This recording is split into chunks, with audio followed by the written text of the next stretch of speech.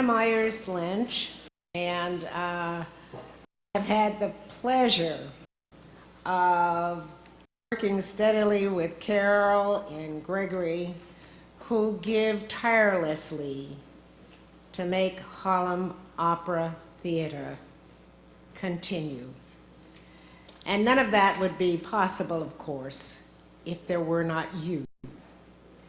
And so many of you I've seen this evening are true repeat supporters. And that makes us feel wonderful. And again, we thank you, and I can't thank you enough for that. And a little bit later, we'll talk a little bit more about you and us and the future. But right now, I'm here to introduce to you our very special mistress of ceremony, Alicia Hall Moran.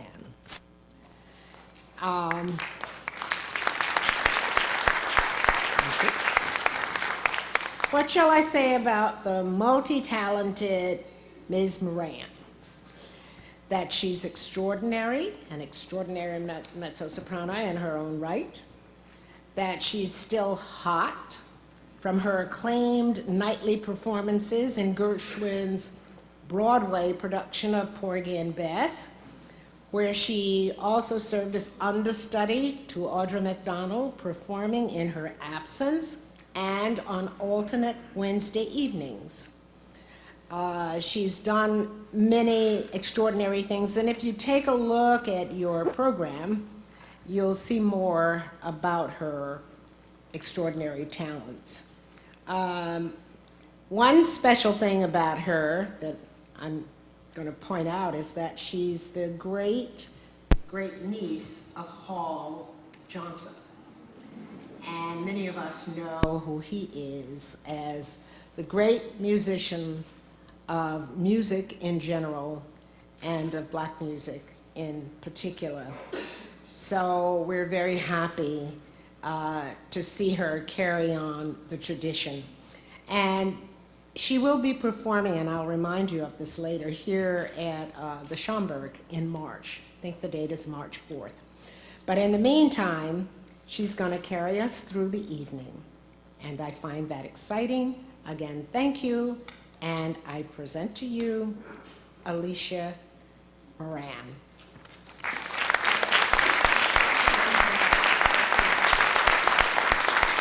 Thank you, everyone. And I am so happy to be here. I am so happy that it's Black History Month. I'm so happy I live in Harlem. I'm so happy I'm a mother in Harlem and a wife in Harlem and a friend in Harlem. I've been to this room since I was a little kid. I've stolen little elements of performance that I've grabbed here and there for things like my wedding, my children's birthdays, my mother's big 60th celebration. This place is so rich. I'm so happy to be here. I want to say, you know, this is the 150th year after the signing of the Emancipation Proclamation. I'm happy to be free in Harlem. This is the 50th year after the March on Washington. We're going to recognize also tonight the 102nd anniversary of the New York branch of the NAACP under the leadership of Randy Tucker Jr. We thank you very much. And lastly, what Mr. Hopkins has seized upon for this program in particular, it's the 100th year after the birth of Rosa Parks. I have to give it all up front, and then I'm gonna let you hear the music the rest of the hour. In one of the most compelling photographs of the civil rights era, a recreation of the famous event itself, a pensive Rosa Parks sits in a Montgomery, Alabama bus, a white man positioned behind her as if to commemorate her bold affront to the social order of Jim Crow segregation. Even in this formal recreation, The image reveals much about Parks, her resolve, wisdom, intensity, inner strength, inner and outer beauty. They are all there for all the world to see. All the world to see, a term I borrow from a friend, historian and curator, Maurice Berger, and his touring exhibition of civil rights and resistance imagery. On the 100th anniversary of the birth of this remarkable woman, it is time to see her in a new light. Brooklyn College historian Dr. Jean Theo-Harris reminds us in her just published book, you can say you heard about it here if you hadn't heard about it, The Rebellious Life of Rosa Parks. We all know the traditional story where a meek seamstress, her feet aching and tired from a hard day of work, walks reluctantly into history when she refuses to give up her seat to a white man on that fateful day in Montgomery in December 1955. But the real story was, as we now will know, more complicated. She was raised mostly by her grandparents. Her grandfather was a follower of Marcus Garvey, taught his granddaughter the strategies of resistance and self-protection, even sitting vigil on his porch with a shotgun in case the Ku Klux Klan came by. So even as a child, Parks was inclined to fight back, to speak her mind clear and loud against the unending barrage of racial taunts and slights. Parks' grandmother feared for the safety of this rambunctious girl she cared for. And this is where in the biography I start to hear opera divas and opera divos like we have here. What to do with the energy. Grandma reprimanded her for being too high-strung, but her granddaughter continued to fight back. When taunted by a young white man, Parks threatened him with a brick. Quote, "I would rather be lynched than be run over by one of them." The young woman replied to her grandmother's warning. What history is now revealing is that Parks, for nearly 2 decades before the bus incident, struggled, organized, agitated for civil rights, mostly as a secretary of the Montgomery chapter of the NAACP.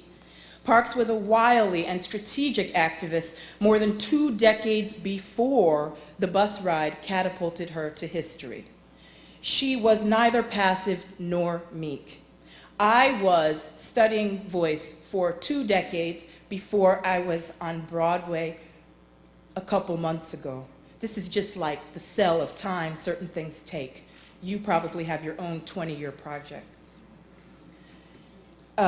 She was neither passive nor meek. She was continually training her powerful mind and steeling her heart so that she would always be ready and fit for battle. So the call of history and the specific battle chose Rosa Parks.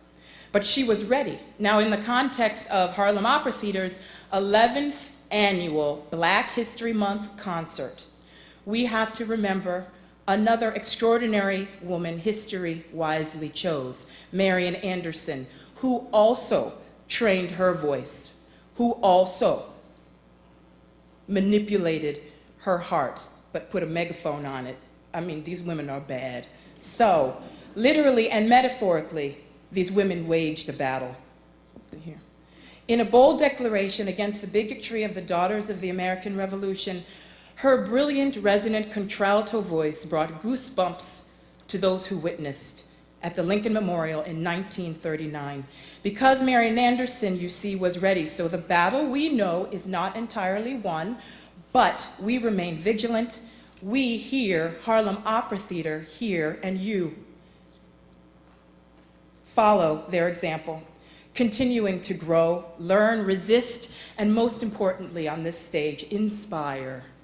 We in the cultural community, in the worlds of music and art, are by definition people with passion and resolve. So tonight, this exercise of supporting live music, of supporting drive and accomplishment, this exercise of regarding our best singers here tonight is a way too of doing the good work.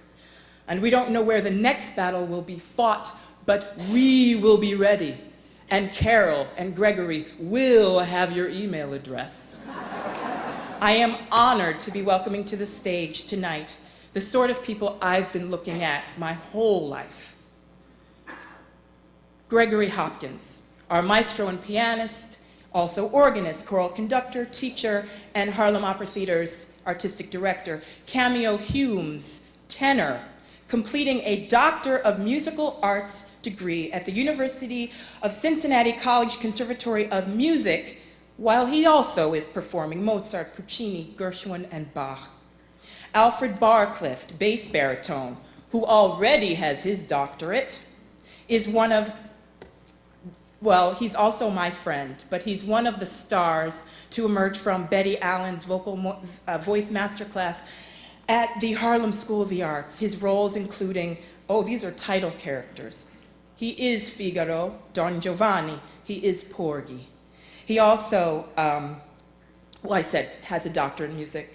And in for Geraldine McMillan, who is ill and has to rest her voice this evening, is our diva of the night, soprano Marcia Thompson. She was Violetta. She is a Mimi, and she was Franco Zeffirelli's choice for his production of Aida in Milan in 2001. She also has a professional certificate in orthopedic extremities and biologics, implants. Figure it out how brilliant we are, and enjoy your evening.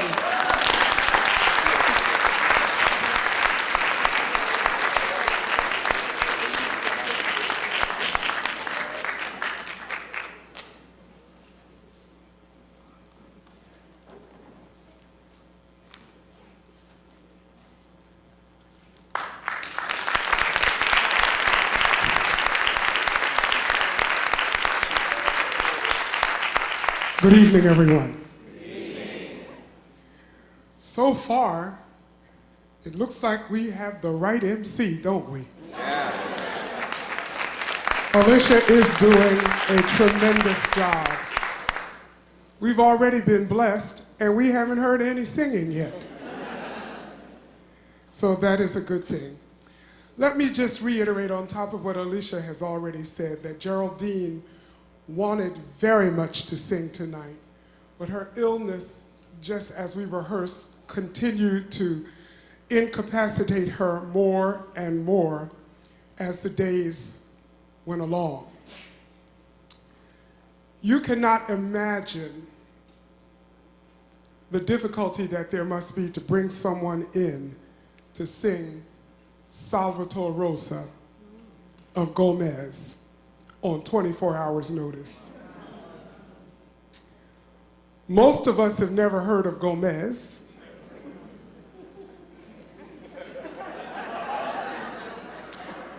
Other than, I'm dating myself, other than Gomez, who was the husband in the Addams Family. Most of us don't know anything about Salvatore Rosa. And when you put the two of them together, we come even more stymied. But Marcia took it upon herself to literally help us out of a jam that we literally would not have had a program without her. And I can't begin to say how grateful I am to her for stepping in, and you have no idea of the mammoth task that she took upon her. Now let's look at the character, Isabella.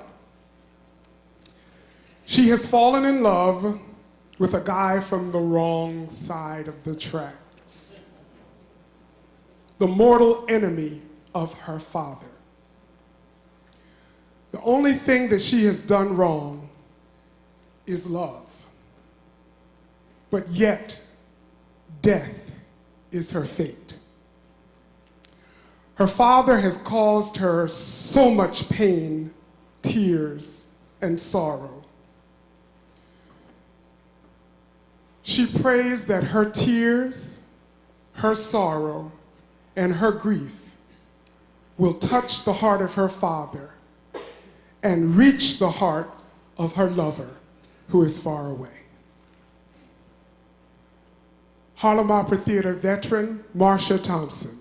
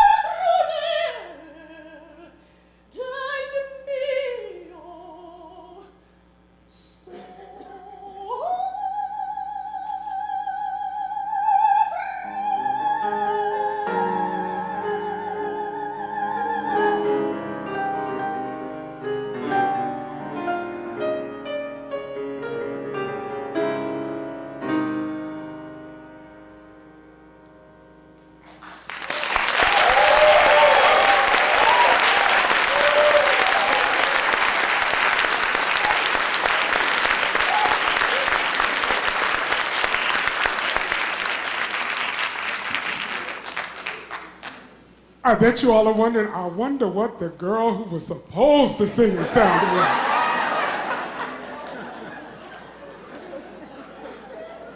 Y'all know I'm from the church. So all I can say is God is good. Amen.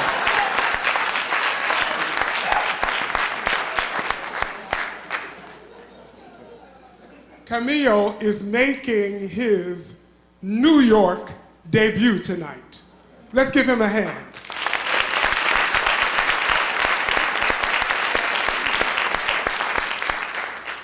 Well, he's not making a debut on the scene in this opera.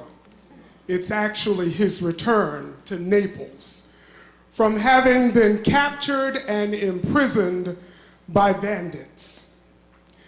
He has returned to Naples in order to try to organize and aid in a revolt against Spanish rule. So you see, revolts and protests are nothing new. Isabella, his lover, emerges from hiding in order to warn him, that is Rosa, that the Spanish plan to assassinate him. Their only hope is to flee. But when Rosa finds out from Isabella that her father has promised her in marriage to someone else, he is furious and curses her.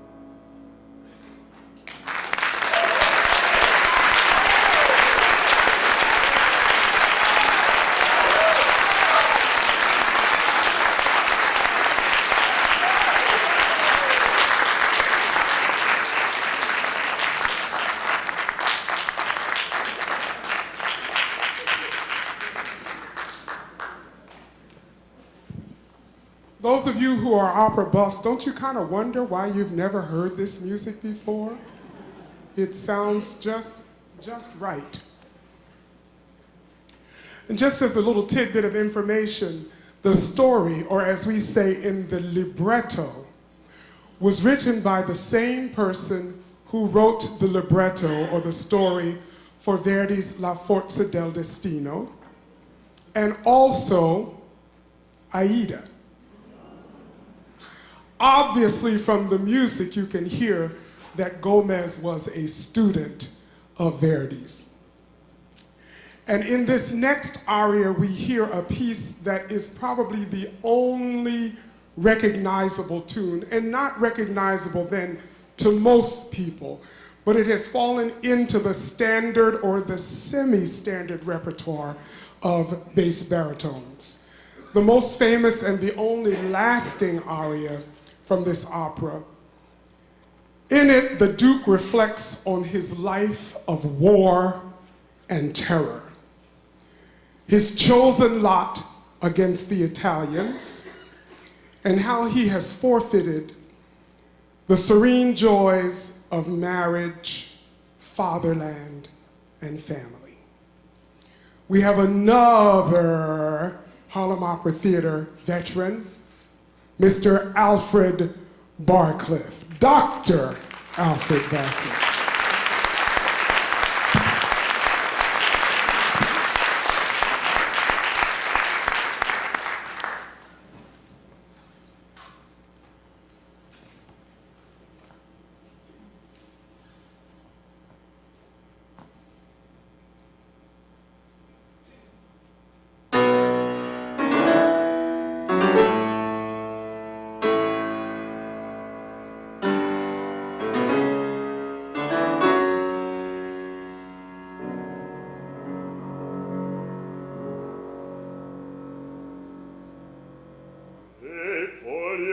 Segnerò, poiché di Spagna tardano gli aiuti, il capo piegarmi e forzar per accettare la tregua, per accettare fuori bene. Il tuo cadore sia freddo il giorno, e dal mio nome cancellata sia tanta vergogna.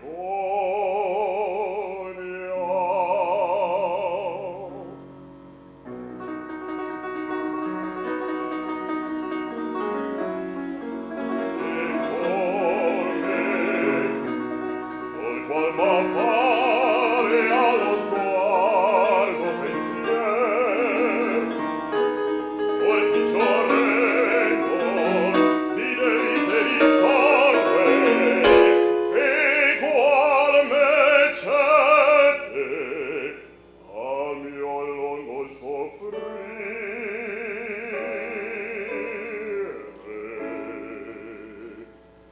E qual sollievo l'altre cuore, era rimorsi atroci, l'ocoro annese de Voltaire. Sospetto al re, sospetto la patria, subaltrero straniero, infamato morir, e maledetto.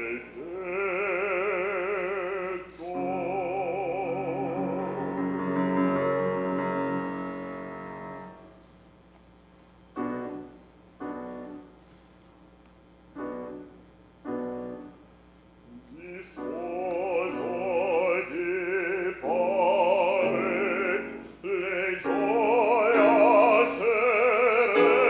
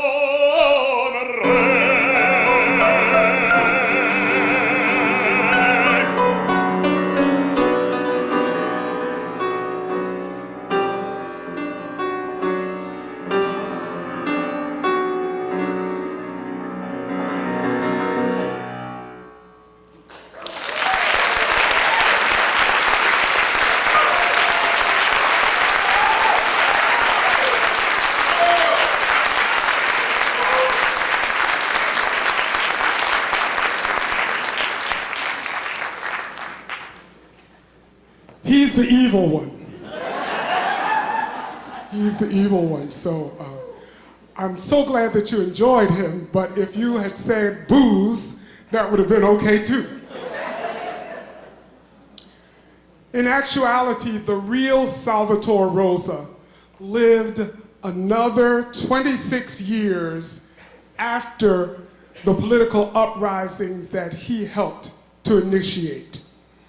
A feat that one would not expect when one hears him sing this aria where he desires an early death if he cannot have the girl of his dreams, Isabella. The painter is hopelessly in love with a girl he has seen only once, and of course, she is the daughter of the one who just finished singing, Salvatore Rosa's bitterest enemy.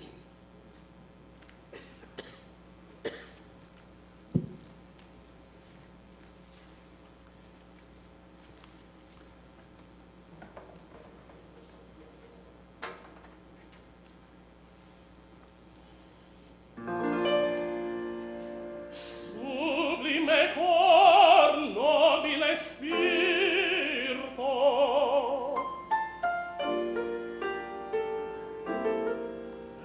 figlio del popolo e costui, un popolo onesto e generoso, che per dispregio suol chiamarsi plebe. Si copia il fato mai, addio per poco l'usa gentil dei miei cari, addio dei miei forti pensieri ispiratrice, addio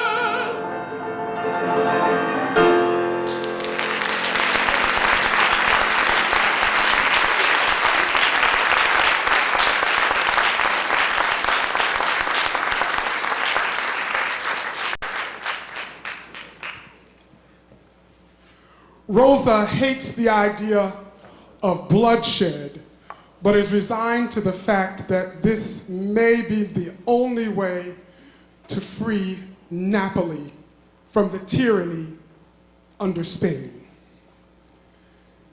Eventually, the Duke, Isabella's dad, is convinced by his political advisors to abide by new, more humane laws against his enemy.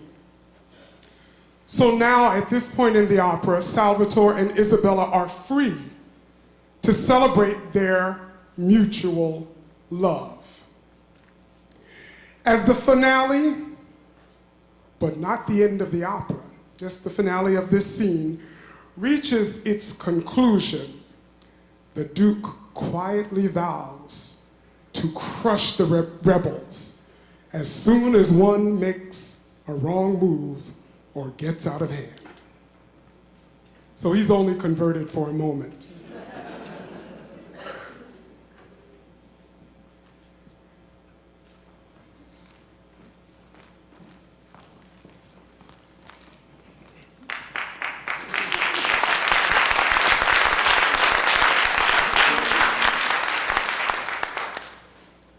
Apatico arriva